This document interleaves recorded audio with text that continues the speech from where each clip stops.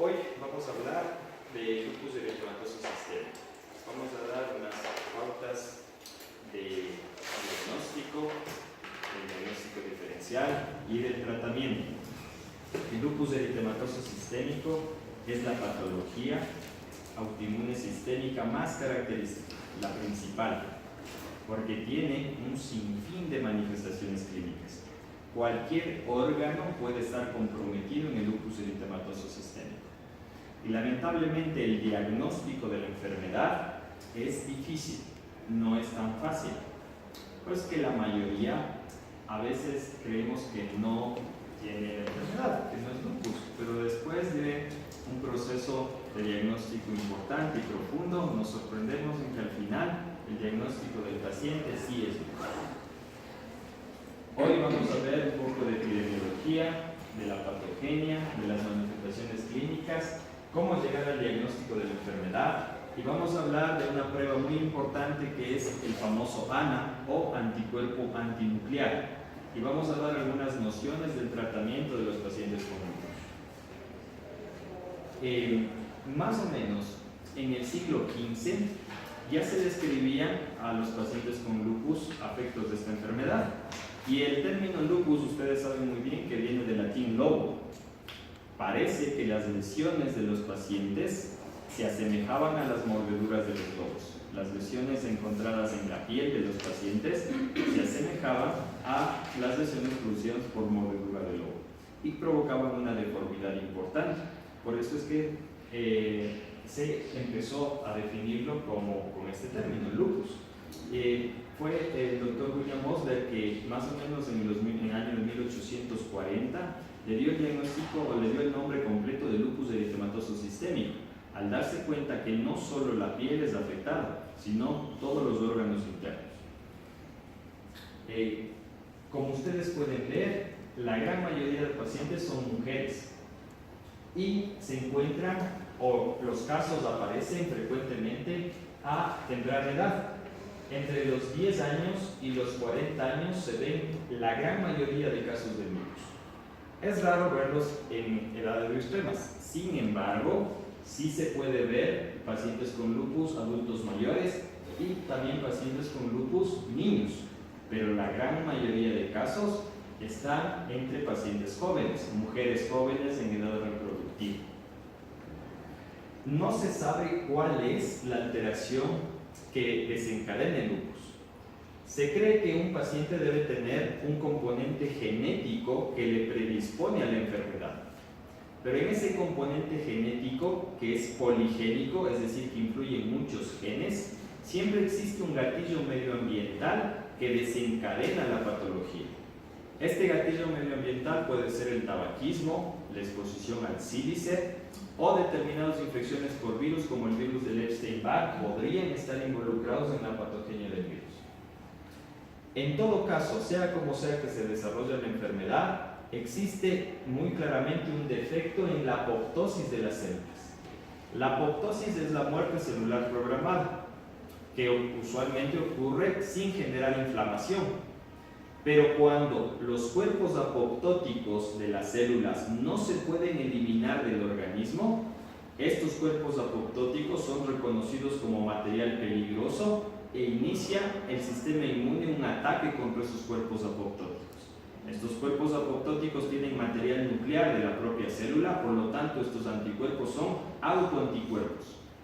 Al haber el defecto de la apoptosis, primero hay una respuesta del sistema inmune innato que activa el sistema inmune adaptativo y estimula la producción de linfocitos T y B autorreactivos que generan daño contra el propio tejido.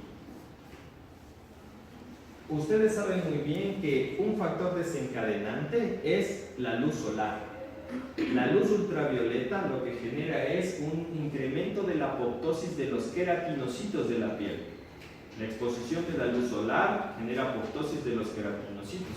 Como estos cuerpos apoptóticos no pueden ser eliminados, generan una reacción del sistema inmune. Entonces, el material apoptótico que no puede ser eliminado es presentado como un antígeno extraño a una célula presentadora de antígeno y estimula un linfocito T. Esta coacción entre célula presentadora y linfocito T genera la activación del linfocito B y la respuesta de autoanticuerpos. La enfermedad evoluciona de una manera progresiva.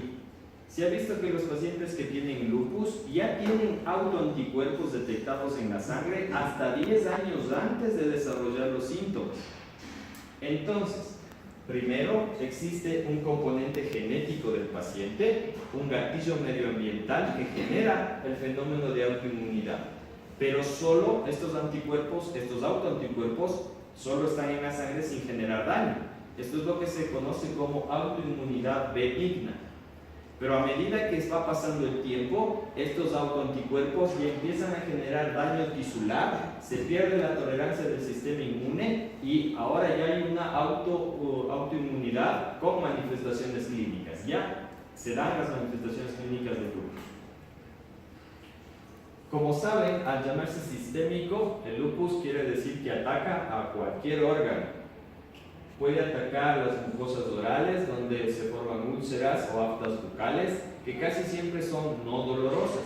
Al contrario de las aftas, por ejemplo, del herpes, ¿no es cierto?, que son muy dolorosas. Las aftas del lupus son no dolorosas o poco dolorosas. Puede afectarse la piel con el famoso eritema malar en alas de mariposa y otras lesiones del lupus cutáneo que ya las vamos a ver. Puede afectar su sistema cardiovascular porque en el lupus incrementa el riesgo cardiovascular del paciente, entonces se vuelve hipertenso, dislipidémico.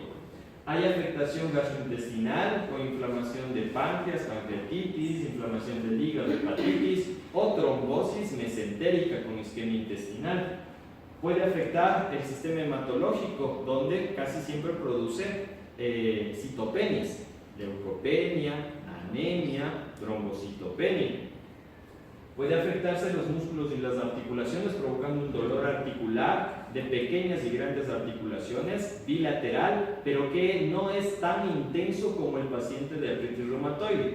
El dolor de las articulaciones del paciente con lupus es menos intenso. Puede afectarse los riñones, como ustedes han visto aquí, pacientes que tienen nefropatía lúpica con proteinuria o elevación de azoados. Pueden afectarse los pulmones con hemorragia alveolar, embolia pulmonar o infiltrados pulmonares inflamatorios. Y siempre existe síndrome constitucional, fiebre, baja de peso, sudoración nocturna y también se afecta a los tegumentos. Hay pérdida de cabello, hay alopecia y cefaleas crónicas tipo cefaleas tipo tensional. Esta es una fotografía de la literatura, ¿no? Aquí se puede ver claramente el rash malar. Y quiero que estén pendientes de esto. El rash malar del lupus respeta el surco nasogeniano. El surco nasogeniano no está tomado.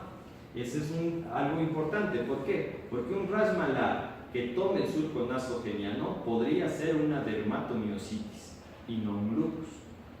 El rash malar del lupus respeta el surco nasogeniano. No sé si alcancen a ver, esta es una paciente de aquí de Calderón, una jovencita de 22 años de edad que empezó con este rash malar. ¿Pueden apreciar el rash? ¿Sí? ¿Sí? Un rash en alas de mariposa y que respeta el surco nasogeniano. Una paciente que hemos visto aquí en Calderón. Otra lesión frecuente en los pacientes con lupus es esta lesión hiperqueratósica redondeada que casi siempre aparece en la cara. Esto es característico del lupus discoide crónico. El lupus discoide crónico es una variante del lupus. El lupus discoide crónico está siempre limitado a la piel, pero hasta en el 10% de casos del lupus discoide puede llegar a ser sistémico. Entonces hay que estar pendientes de estos pacientes. Ustedes recordarán a una paciente, no sé quién estuvo cuando ingresó una paciente con lupus discoide, con proteinuria. Esa paciente al final hizo un lupus sistémico. Entonces hay que estar pendientes de los pacientes con lupus discoide crónico, que primero se limitan a la piel, pero luego pueden llegar a ser sistémicos. Esta es otra lesión importante en el lupus cutáneo subagudo. Es una erupción eritematosa maculopopular con bordes circinados que aparecen casi siempre en el tórax y en las extremidades superiores. Estas lesiones son muy fotosensibles, quiere decir que con la luz del sol se hacen más prominentes, más eritematosas. Esta es una foto de una paciente igual nuestra del Hospital de Calderón. Se dan cuenta, al fondo en el paladar blando existen dos úlceras que eran muy poco dolorosas en esta paciente. Una paciente con lupus que debutó con aftas orales. El compromiso articular de los pacientes con lupus no es tan fuerte como el de los pacientes con artritis reumatoide. Los pacientes con lupus, el compromiso articular se enfoca en las manos, en las rodillas, en los codos y en los tobillos. Cuando pasa el tiempo y se cronifica, puede llegar a esta deformidad que se denomina artropatía de Jacob, en la cual existe una desviación cubital de las manos. Las manos están desviadas hacia el cúbito y, si ustedes pueden ver, hay sinovitis o inflamación de las metacarpofalángicas. Comparando algunas series de pacientes con lupus, esta es la serie de 1000 pacientes del Dr. Cervera que hizo en pacientes con lupus caucásicos europeos, pero nos vamos a fijar en la serie del Dr. Alarcón Segovia, que es un médico mexicano y que hizo una serie de 500 pacientes mexicanos con lupus. Somos más parecidos a ellos, pues nos vamos a referir a esta serie. Miren, la gran mayoría de pacientes tenían dolor articular, tenían inflamación, artritis, casi el 88%. Había un buen porcentaje de pacientes que tenían fotosensibilidad con rash malar. Esas parece que son las características más importantes de los pacientes latinos o americanos que sufren de lupus. El lupus es parecido a la fábula del elefante y los ciegos. ¿Alguien sabe la fábula? ¿No? La fábula dice que en un pueblo de la India había 5 ciegos de nacimiento, pero que eran muy inteligentes, eran considerados unos sabios, y que siempre discutían entre ellos la forma de una determinada cosa o de persona solo por el tacto, porque evidentemente no podían ver. Entonces una vez se pusieron a discutir entre los 5 cuál es la forma de un elefante. Decidieron ir a un elefante y por medio del tacto darse cuenta de la forma. Pero claro, cada uno tocaba una parte diferente del elefante y cada uno tenía una idea diferente del elefante. El que tocaba los colmillos le parecía que era como una lanza. El que tocaba la oreja le parecía que era como una ala de un ave. El que tocaba la cola le parecía que era como una serpiente. El que tocaba la pata del animal pues creía que era como una torre. Todos estaban en lo cierto, pero asimismo todos estaban equivocados. El lupus es como el elefante y los ciegos. Cuando un médico ve por partes al lupus, nunca puede llegar al diagnóstico correcto. Por lo tanto, el abordaje del paciente con lupus tiene que ser integral. Cuando existe lupus hay cosas que son evidentes a simple vista, pero otras cosas que no, que están ahí guardadas y que le dan un pronóstico malo al paciente con lupus. Lo que se puede ver, lo que dice el paciente, son las artralgias, las mialgias, que tiene astenia y se ve el rash malar y las aftas orales tal vez.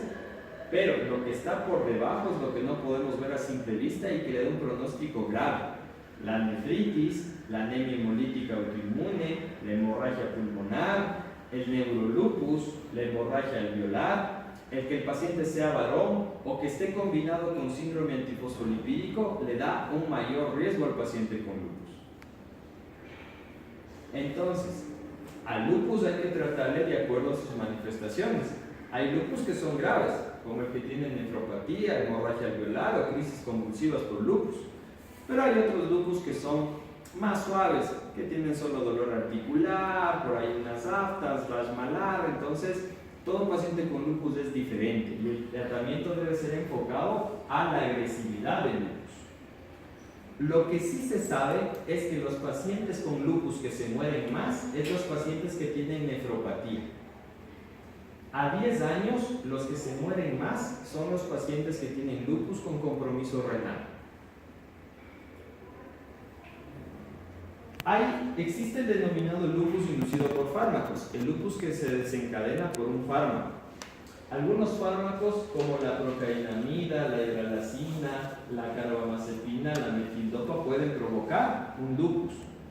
¿Para qué se utiliza la procainamida?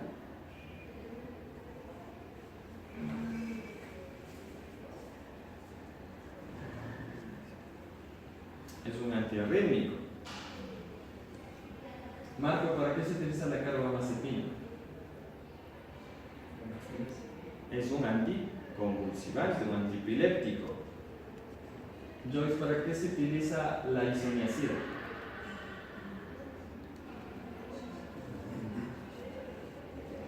Isoniazida con rifampicina, un antifímico. Estos fármacos los ocupamos con bastante frecuencia. La hidralazina es un vasodilatador, entonces hay que estar pendientes de que un fármaco haya sido el causante del desarrollo del lupus. Eso se denomina lupus inducido por fármacos. En el diagnóstico del lupus es clave el anticuerpo antinuclear. De hecho, hemos ya descartado algunos lupus en hospitalización porque el ANA sale negativo, ¿no es cierto? Porque hasta el 98% de los pacientes con lupus tienen ANA positivo. El ANA debe hacerse con esta técnica que se denomina inmunofluorescencia indirecta, en donde se hace una dilución del suero del paciente que debe tener anticuerpos contra el núcleo y se le colocan otros anticuerpos marcados con un fluorocromo que se ligan a los anticuerpos propios del paciente. Cuando se ligan genera una reacción de fluorescencia y se pinta el núcleo. Si se pinta todo será un patrón ANA homogéneo. Si se pinta solo pequeñas partes será un patrón moteado. Si se pinta la periferia será patrón periférico. Si se pinta solo los nucleolos, nucleolar. Y si se pinta los centrómeros, centromérico. Miren, esta es una inmunofluorescencia indirecta de un patrón homogéneo. Cuando nosotros pedimos ANA, lo que nos reportan es esto. El bioquímico ve en el microscopio la tinción de fluoresceína y además nos reporta la dilución. Mientras más diluciones haga del suero del paciente y mientras a más diluciones siga siendo positivo, es más fuerte el diagnóstico de lupus. La dilución negativa es 1/40. Dilución 1/80, también negativa. Dilución 1/160, eso es positivo, eso es relevante. Y si es que es más todavía, una dilución más intensa, es todavía más fuerte el diagnóstico de lupus.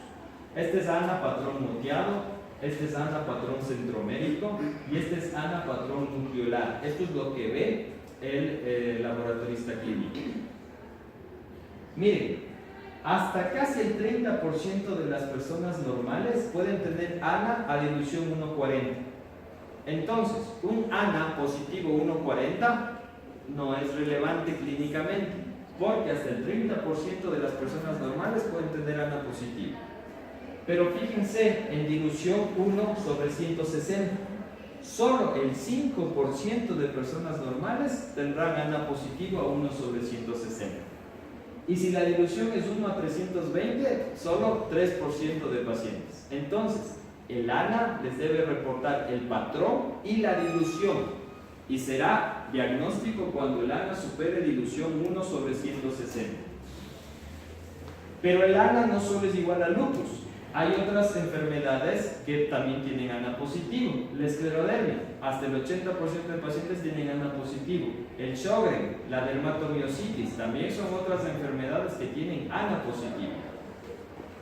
Y en el lupus, además del ANA, hay otros autoanticuerpos, como el anti-DNA de doble cadena, no el de cadena simple, porque el de cadena simple tenemos la gran mayoría de personas sanas. Hay que solicitar el anti-DNA de doble cadena. Y cuando es positivo, predice enfermedad renal. El anticuerpo antirribosomal P predice manifestaciones psiquiátricas. El anti-RO predice lupus neonatal o lupus cutáneo. Los anti-RO y anti-LA, manifestaciones de síndrome seco, seroftalmia, boca seca y serostomía, sensación de ojo seco. Y el anticuerpo anti-RNP predice fenómeno de Raynaud. Estos son los criterios de clasificación para el lupus. El paciente debe cumplir 4 de estos 11 criterios para ser diagnosticado con lupus. Pero estos criterios de la ACR son muy específicos, pero poco sensibles. Es decir, que cuando cumple los criterios, tiene la enfermedad. Pero cuando no cumple, no quiere decir que no tenga.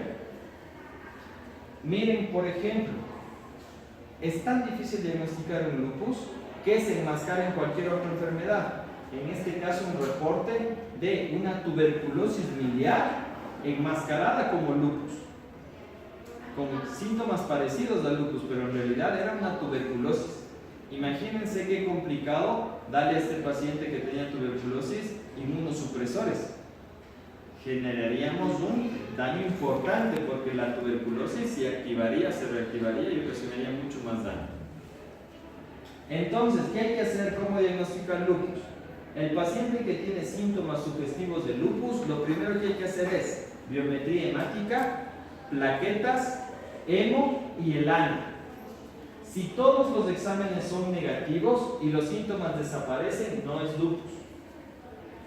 Si el ANA es positivo y el paciente tiene 4 criterios de clasificación, es lupus y hay que tratarlo. Si el ANA es positivo pero el paciente todavía no cumple los 4 criterios, es posible lupus, igual hay que tratarlo. Si un paciente, una mujer de 19 años llega y tiene ANA positivo, aftas orales y rash malar, son solo 3 criterios, ¿tiene o no tiene lupus? Evidentemente, entonces hay que tratarlo. Cuando todas las primeras pruebas son normales, pero la clínica persiste y seguimos pensando que es lupus, hay que volver a repetir un ANA y hay que sumar anti-DNA de doble cadena y además anti-RO. ¿Por qué? Porque hasta el 2% de pacientes con lupus son ANA negativos, pero siempre van a ser anti-RO positivos.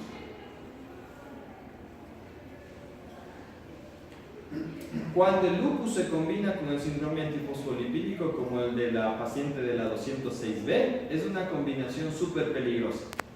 Y sí hay combinaciones peligrosas para los otros equipos, peligrosas en la televisión, y hay peligro también de algunas combinaciones en algunos países. Pero la combinación de lupus y SAF es tenaz, es súper grave. Puede haber pacientes que tienen lupus y SAF, pero puede haber pacientes que solo tienen SAF, que es el síndrome antifosfolipídico, o solo lupus con anticuerpos antifosfolipídicos.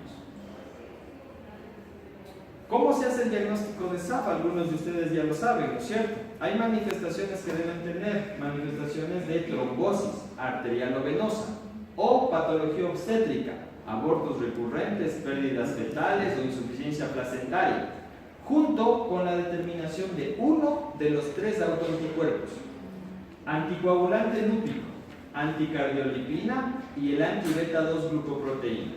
Si uno de los 3 sale positivo y el paciente tiene antecedentes de trombosis o antecedentes de pérdidas fetales, el diagnóstico de síndrome antifosfolipídico está hecho. Pero miren, hasta el 3% de pacientes normales pueden tener anticuerpos antifosfolípidos positivos. Por lo tanto, siempre tengo que tener la clínica para poder diagnosticar. ¿Cómo es que los anticuerpos generan daño? Estos anticuerpos antifosfolipídicos activan a las células endoteliales, a los monocitos y a las plaquetas y generan secreción de factor tisular, y eso genera un estado protrombótico. El complemento se activa y se genera trombosis. Miren una manifestación de síndrome antifosfolipídico. Esto se denomina lívido reticular, vasodilatación de los vasos sanguíneos superficiales de la piel, en este caso de las piernas. Y puede llegar el lívido inclusive a generar trombosis superficial de la piel. Puede generar válvulas engrosadas cardíacas, es lo que se llama endocarditis no bacteriana o endocarditis de Lehmann-Sachs, que es frecuente en los pacientes con síndrome antifosfolipídico. Y estas lesiones en la piel, si ustedes pueden ver, estas lesiones de piel como que está la piel laxa, que se denominan anetoderma, son también manifestaciones de síndrome antifosfolipídico. El tratamiento del paciente con lupus debe ser individualizado y por objetivos. No se puede curar el lupus, pero lo que se tiene que hacer es controlar la actividad clínica, evitando el daño de la enfermedad y también el daño producido por los fármacos. Y hay que mantener al paciente en una remisión clínica estable que le permita hacer sus actividades normales.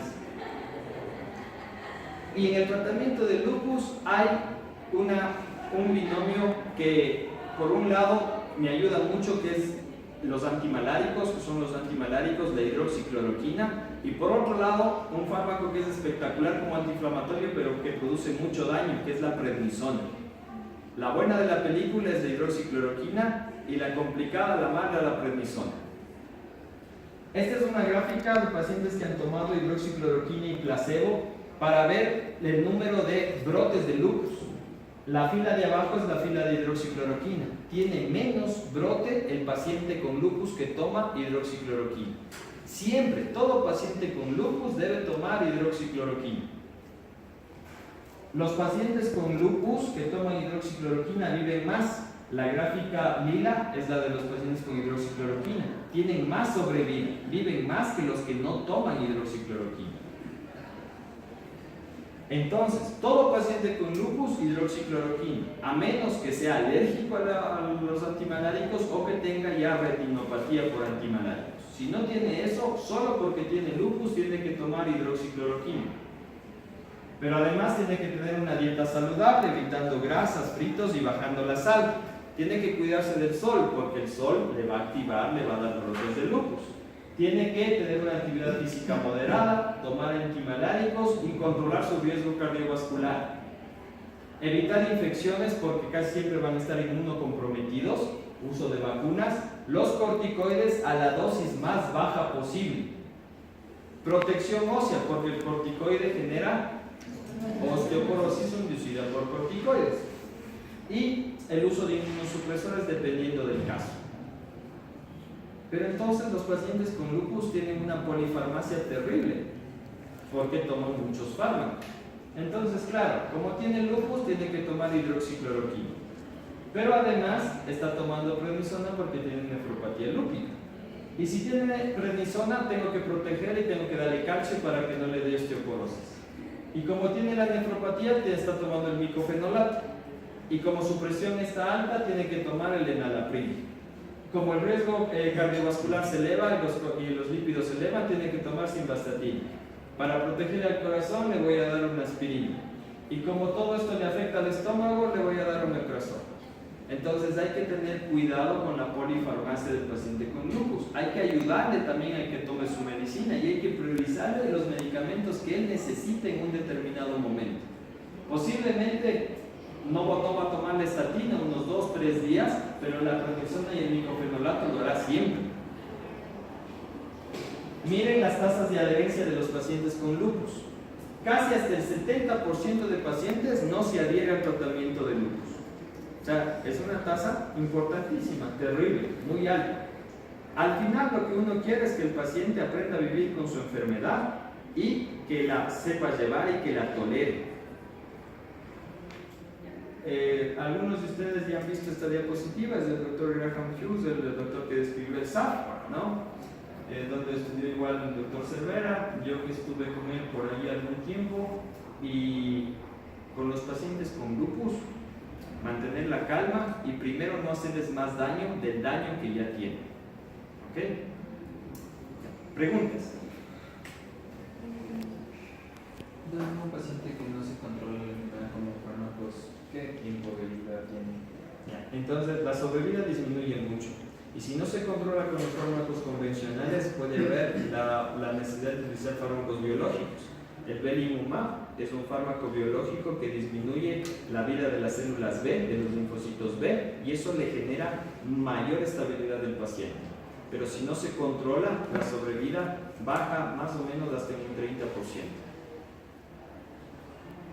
O sea, siempre necesariamente deben darle toda esa medicación al paciente con lupus, o sea, no solo podemos darle la prednisona y la hidroxicloroquina hasta que haya alguna manifestación, digamos, en un paciente joven, darle hidroxicloroquina y prednisona, pero todavía no darle calcio, o sea, esperar hasta que al menos...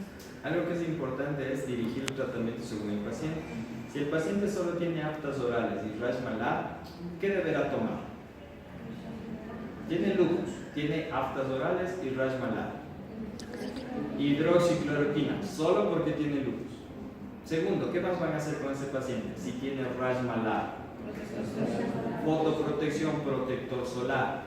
¿Qué harán con las úlceras bucales? Son de inflamación. Prednisona, pero a dosis bajas, 10 miligramos, 7,5 miligramos, 5 miligramos. Y a esa dosis a lo mejor ya no necesita tomar calcio. Y ya está. ¿Sí? Pero si tienen un paciente que tiene una hemorragia alveolar por lupus, ¿qué le darán? Primerito, la hemorragia alveolar es por inflamación de los alveolos. Tiene lupus. ¿Por qué tiene lupus? ¿Qué hay que dar? Hidroxicloroquina. Luego, ¿cómo? ¿En prednisona? ¿Cuál? Metilprednisolona intravenosa. Y además un inmunosupresor fuerte como la ciclofosfamida. ¿Sí? Entonces el tratamiento es adaptado dependiendo de las condiciones del paciente. Lo que sí no pueden olvidarse es que todo paciente con lupus tiene que tomar antimaláricos, no hay más. Y hay tres: hidroxicloroquina, cloroquina y mepacrina. Aquí no hay, en el Ecuador no hay mepacrina, aquí hay cloro y la hidroxicloroquina. Entonces, preferible utilizar la hidroxicloroquina, que tiene menos daño en la retina. ¿Qué más? Una paciente que quiere embarazar con lupus, ¿puede?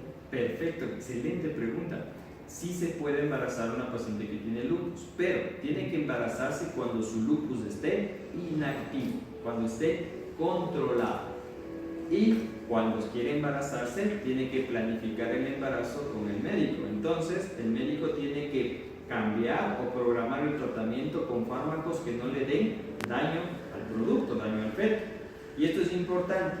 La hidroxicloroquina no daña al feto y se puede dar en el embarazo y se puede dar en la lactancia. Por lo tanto, nunca suspender hidroxicloroquina cuando una mujer con lupus esté embarazada.